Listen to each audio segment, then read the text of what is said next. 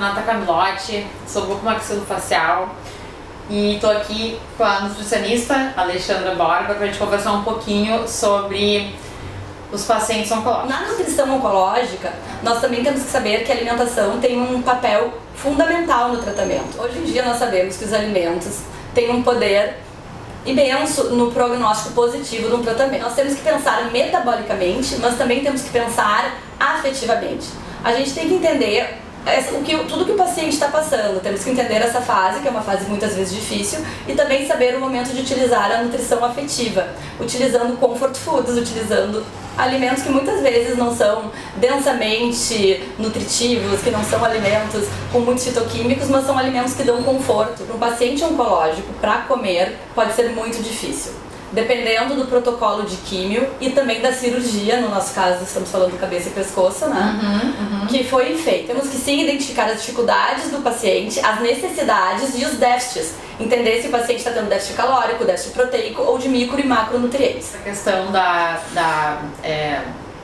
do frio, o paciente com muita náusea só aceita o frio. Identificando as dificuldades do paciente e também fazendo uma anamnese completa para saber se o paciente está comendo proteínas, micros e macronutrientes suficientes, calorias também, é fundamental. Isso, a gente pode traçar estratégias efetivas. E tem sim várias dicas práticas para a gente fazer, como começar com as proteínas, comer alimentos bem gelados, no caso da mucosite. Nos alimentos gelados, em vez de optar por alimentos industrializados, por exemplo, sorvete, que normalmente o paciente aceita super bem, é um alimento que não tem quase nenhum nutriente, que tem muita gordura hidrogenada, mas podemos pegar frutas, fazer um sorvete saudável, pegar frutas, bater com leite de coco, de repente adicionar uma proteína vegana, aminoácidos, whey. Isso é muito importante porque déficit proteico às vezes ocorre e muito nesse tipo de paciente. Além disso, alimentos duros, às vezes tem pacientes, por exemplo, que fazem medicações chamadas bisfosfonatos e denosumab, que são antirreabsortivos, que se provoca algum trauma com alguma alimentação dura, por exemplo, né, como uma noz, pode vir a fazer uma necrose da maxila, da mandíbula. Então isso é muito importante, esse contato também multidisciplinar. Precisa dessa troca para orientar que, por mais que fosse indicado, né, alimentos duros, assim, nuts, né,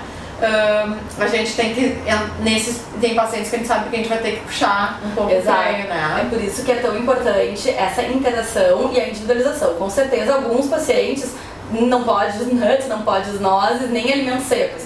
Que tocou que é muito importante, que é a questão da imunidade. Um paciente oncológico, muitas vezes, normalmente é um paciente que está imunodeprimido. Então, o que a gente vai fazer? Saladas, devemos comer ou não? A gente sabe que as saladas são importantíssimas, temos compostos bioativos, antioxidantes, mas se não forem bem lavadas, muito bem lavadas, pode dar o problema. Se a pessoa não tem condições de lavar muito bem, de ter certeza que essa salada está muito bem higienizada, a gente indica que esses alimentos sejam colocados no forno, né? Indicam os processos que nos garantam que não vai ter nenhum patógeno, não vai ter nada que possa piorar o quadro desse paciente. A Renata falou, paciente oncológico é um capítulo à parte. Eles têm que ser bem individualizados. É muito individualizado.